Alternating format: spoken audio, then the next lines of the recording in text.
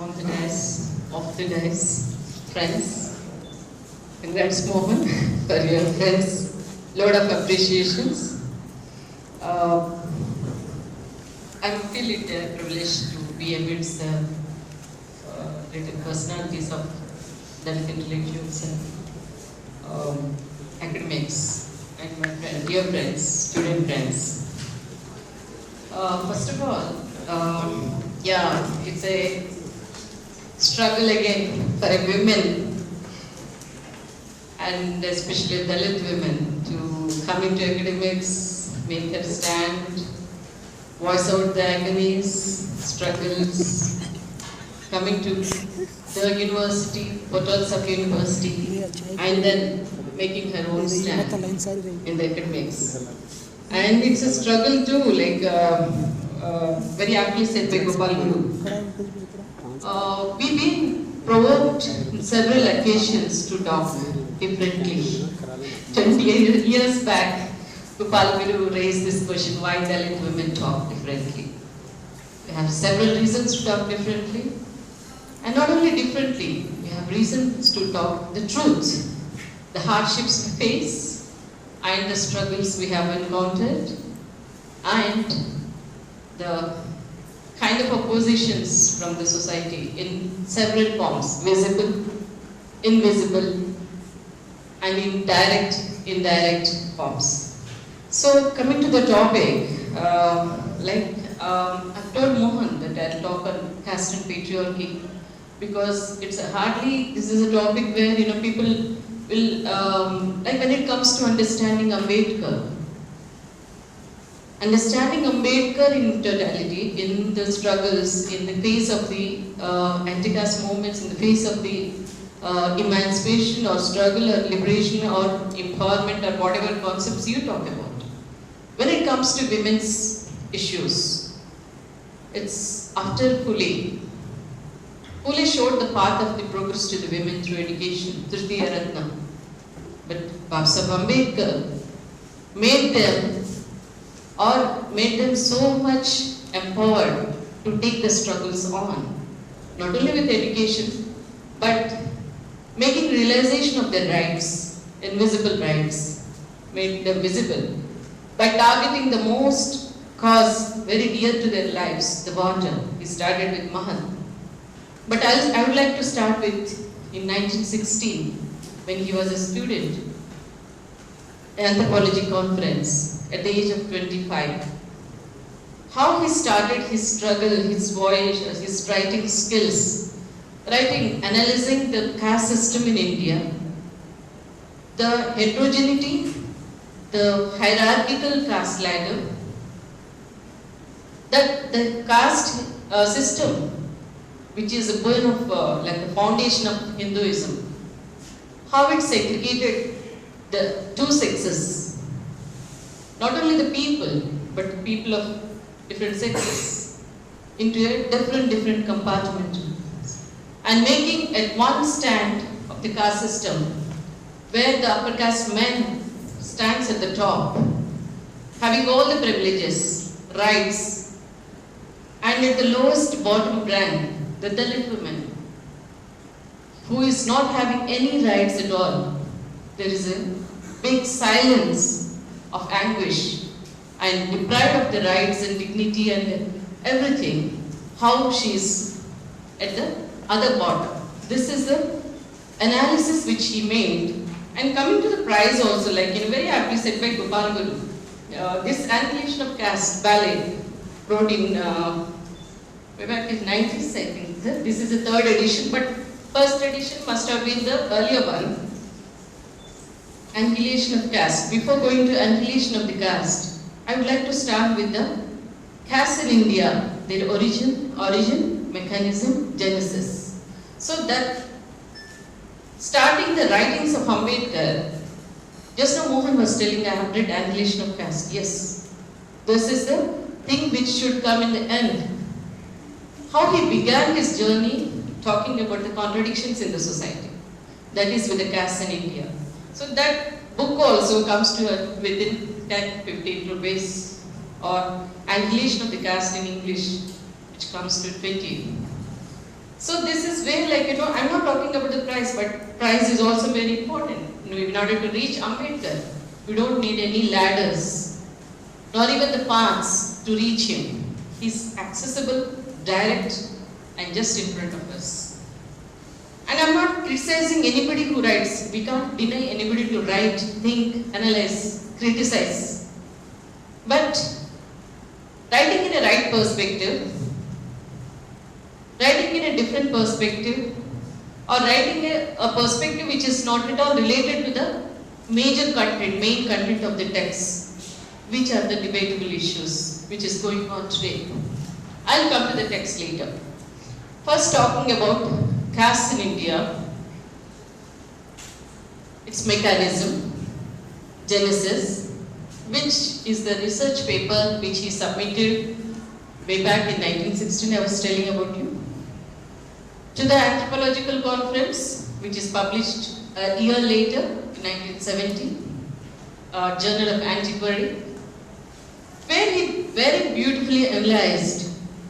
He has taken the earlier works of Ketkar, Nesfield, and various sociologists and anthropologists for his reference, analyzing them, where they started, how they looked into the caste system, and coming to his own analysis.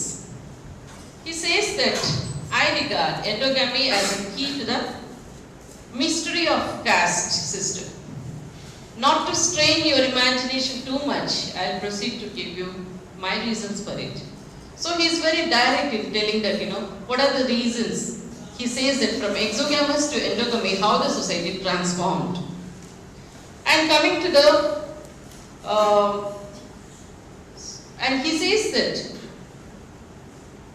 caste so far in India is concerned means superposition of endogamy on exogamy, and he goes on saying that the problem of caste then unfortunately revolves around the repairing of the disparity between the marriageable units, because he has taken an imaginary group, in a group where the two sexes like man and women of marriageable age, they are an equal number. We call it sex ratio today. And that number, he says that it's balanced, 50-50 ratio. And he says that, suppose he has taken an imaginary kind of analysis, and he says that, there are three important evils in Indian society which emerged out of this kind of, keeping the caste a very rigid thing, and imposing endogamy, and not allowing the women to go out, or not allowing any pollution to the purity of the concept of the blood. And in this way, making women as a key persons in maintaining the caste system. So he says that in his analysis, he goes on saying that, there are two, men and women, equal proportions there. And suppose what happens if a man dies, husband dies, what will happen to the women? Then he goes on saying that, what they should do, that women, she is an excess in number, so something has to be done to her, either to kill her or to make something, just to make a balance out of it. So the sati, by killing the women, burning the women alive at the pyre of the deceased husband, from this the custom of sati emerged. And the second thing, which is a very difficult proposition, they search for an easy one. How to make this balance? The second thing emerged is an enforced widowhood. Make her disfigure, just keep her in a room, deprive her all of her rights, and so that she won't come out in the society and marry it again. So such imposed restrictions were there on the widow. So this is the second kind of custom which appeared. And suppose if the role reverse, when women dies, what will happen? So man is the imposer, or he is a privileged person in the society. So we can't do that injustices which have been done to the women. So what to do then? You just can't kill him, because he's a very, very, very strong person in the Hindu caste family. He's a head of the family. So something they worked out, imposing a celibacy. And they tried. It was not possible for a longer time. Then they thought of an alternative system, like, just if don't find a person, marriageable women, but the other girls are there, very small girls, which are not fall into this group of marriageable age. So marry him again with a small child. That is the child marriage custom had emerged. So he analyzed, he goes on saying this, strong or the man's privilege or the upper caste people privilege of maintaining the caste by barring them going for pratiloma marriages, but marrying within the communities, putting a very strong purity pollution concept and putting a strong kind of endogamy over caste. The caste continued. The caste continued. On the foundation of the caste, the Hinduism continued. So this is a theory which he proposed, or this is a research article, and at the end he says that I am not saying that this is a correct analysis, but this is my observation after going through several texts. And he says that no social reformer who worked for sati, widowhood, or against child marriages gave ever the cause for the origin of these systems. But I am proposing, like I have, after reading all the texts and this thing, I gathered this information, coming to the conclusion, these three customs which are very injurious to the health of society emerged. That is the sati, enforced widowhood, and the child marriages. So this is what he analyzed in the caste in India, and he also goes on criticizing the Manu and his dictum. And later, this is a thesis which, a research article which is written in 1916. And very soon he emerged as a leader, All India leader of the oppressed. And the next comes the Mahasatyagraha, where he talked about women's self-respect. How a woman should come into the forefront of the struggle. His speeches, his writings are a direct message which is conveyed to the women who are present in Mahasatyagraha. Two things happened during that Mahasatyagraha. One is upholding the self-respect of the women, especially the Dalit women, and making them realize the necessity of women coming into the struggles, leading the struggle. And the second thing is the putting an end, symbolically, of the Manusmriti. So burning the Manusmriti during the days of Mahasatyagraha, though it is symbolical, it raised a very, very, very strong question of putting an end to the text, scriptures, which made Shudras and women's position so low, depriving them of rights, which again is featured in the end in annihilation of the caste. Doing away with the scriptures, doing away with the religious scriptures. Now we talked about it. The foundation or the beginning was made during the Mahasatyagraha. Then coming to one of the writings, which is the rise and fall of Hindu women. An article which he wrote for Mahabodhi Journal in 1951. This is where as a result of, again, when Gopal Guru says that, we have been provoked to talk about several other things. Sorry.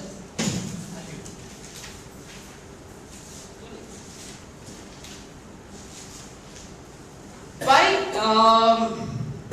we, mostly women, or coming from the Dalit community or women intellectuals, with academics from women, Dalit communities, we talk about more Ambedkar because a kind of provocation comes to us that I was just mentioning in the beginning from several parties.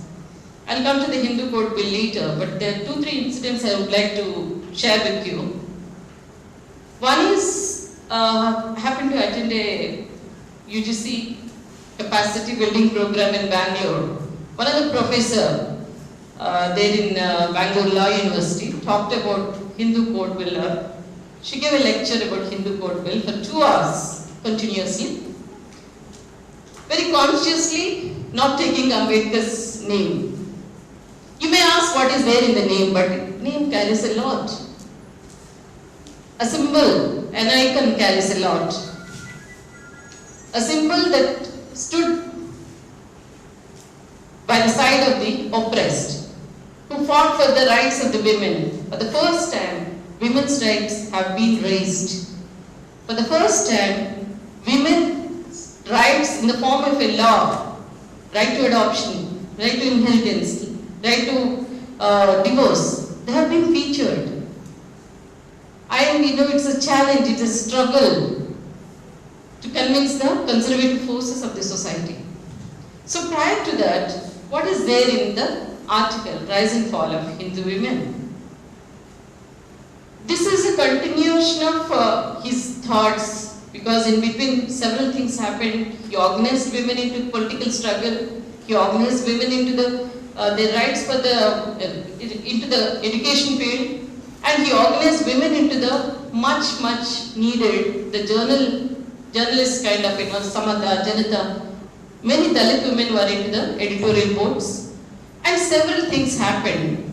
But at the end, 1951, one Eve's Weekly criticizes him, or criticizes that, not him, directly says that it is Buddha who is responsible for the downfall of women. One of the women writes that it is Buddha who is responsible for the downfall of women in India. As a counter, one of the Buddhist bhikkhu gave a reply, and again Ambedkar wrote a reply in Mahabodhi Journal. It's not Buddha, but it's a Manu who is responsible for the downfall of women. How he goes on explaining how the Purusha Shuddha, how the caste system enforced the graded inequality, how women have been relegated into this kind of subservience, kind of slavery. Just once upon a time they were in a good position, and how gradually this kind of subordination takes place. And he takes several examples from Manusmriti, several examples from Buddhist texts. And he talks about the Bhikkhuni Sanghas, he talks about the first women ever Dalit literature anthology, Therigadas. So it is a exposition of women of praising the newly found freedom, Therigadas. So by talking about that, he says that it's a kind of, this subordination is a very conscious attempt of the Brahmanical forces of relegating women to the low position. This is what is proposed or written in the Rise and Fall of Hindu Women in India. I am now talking about how he perceived Hindu Code Bill as a very important revolution in Hindu society. Till then he was talking about not women of lower caste, but women of the dominant caste.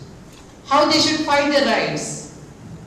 How the society is causing injustice to women, towards women. How they are depriving of their rights. He took examples of the Hindu scriptures only, the positive aspects of the Hindu scriptures. And then he says that, according the property rights women is mentioned in some of the scriptures. So he also told that, it's not a revolution in itself. He's making little amendments to the existing codes, laws, and making them acceptable to the society. But there was a large hue and cry about that Hindu Code Bill after a drama of people voicing about the dissent. They just feared that the careful structure of Hindu society may fall if rights were given to women. So women go astray if the right of divorce is given to them. So this kind of discussions, controversies, debates going on, upset or distressed with the kind of conservative outlook and criticism, he resigned. There are other reasons too, but this being one of the reasons stated by him. And at the last he says that, Hindu society is not ready to amend, change at all, an inch. And even the women are also not in favor of a change. Because Bharatiya Janasangha women staging a protest in front of the parliament when the discussions are going ahead. They're raising slogans against Dr. Babasaheb Ambedkar, criticizing him for bringing this. So So this kind of situation was there during his time. And what is the contemporary relevance of it when it comes to the annihilation of caste? What does he mean by saying annihilation? As very aptly said by Gopal Guru, not mere intermarriages, but breaking the endogamy, breaking the caste structures, doing away with the strong scriptures or religious texts which bind the human beings, men and women, till today, and several other issues. And in the annihilation of the caste, in the beginning itself, he knows pretty well that in the organization, right-wing organization which called Ambedkar, he is not in accord with the ideas of the organization. In the beginning itself, he says that, as a rule, I do not like to take any part in the movement which is carried on by the way of caste Hindus. He knows pretty well that this is not going to happen. They are not going to listen to him. But, and in the beginning itself, in the prologue itself, he wrote that. In the introduction given to them also, he wrote that. I am not agreeing to your ideas because my ideas are different than your ideas. How they believe in the continuation of Varnashrama or the fourfold divisions of the society, caste system. But he says that he's going away. In the end, he made it very clear that your Hinduism. He's going away from this kind of a thing and goes on saying that. So he hinted the Dhammadiksha, which is going to happen in later years. And in the end, he hinted that the religion which is binded or which caused several injustices to the society, Hindu society seems to me stand in the need of moral degeneration, which is dangerous to the postborn. So I don't want to be in this system in which he says that. And he hinted about changing his religion and going towards the other religion. So throughout his life, struggled to amend the rules, struggled to make some progressive changes, which is very much evident in the form of Hindu Code Bill. And this text cannot be mere relegated into a dialogue between Gandhi and Ambedkar. It is much more. It talks about the social reality, as very aptly said by Gopal Guru, and he talks about the equality, he talks about the freedom, he talks about the rights, he talks about the privileges of a certain Hindu people enjoyed for centuries. He talks about the oppression of the Hindus over the lower caste people throughout the centuries by putting hold of or getting hold of the learning, the knowledge. So this is what raises to us the pertinent questions: how to understand annihilation of caste in the contemporary situation, and how to understand the relation between the patriarchy and the caste, which is more important, because I'm not finding, like, even the most of the, Gabriela and Sharmila Rege, very beautifully analyzed in Against the Madness of Manu very recently. Sharmila Rege and Meenakshi Moon, because much of the Dalit feminist literature came from Maharashtra and now from the South, Tamil Nadu. And women are coming with different, their experiential notes of the struggles which they faced in the life and the forms of suppression which they encounter. So more of when it comes to the larger forums, when it comes to the question debates of caste and gender, when it comes to the question of patriarchy and caste, how can we ignore the researched propositions, research results put forth by Dr. Babasaheb Ambedkar in understanding these issues, caste and patriarchy or caste and gender? And the recent one, which annihilation of caste, what surprises me is that when it talks about annihilation of caste, which Arundhati Roy terms it as a mere, people think that it is a mere utopia. No, it's not, because after reading again to the next speakers also after listening to the Gopal Guru and how he talked about, analyzed it, how many issues, the contemporary relevance it contains. And she also that to annihilate the caste, let's read Ambedkar, if not in the classroom, but outside the classroom. Why this? Why this proposition? Why Ambedkar cannot be taught in the class? Why this annihilation of the caste? Because every society, each progressive mind is talking about annihilation of the caste. Why can't we read him as a part of the text? Still, why we are struggling to make Ambedkar visible in our curricula? Why the history text doesn't contain about Ambedkar's role in the Indian national movement? In Pune Pact, in several representations he given to different statutory commissions, because he represents the rights of the several people, millions of people. So these are all the questions are in front of us. And the last question of hers ached me up, I'm not comfortable with the statement, if not inside the classroom, but outside. She must have opened her windows very lately, but Ambedkar writings are there for years together.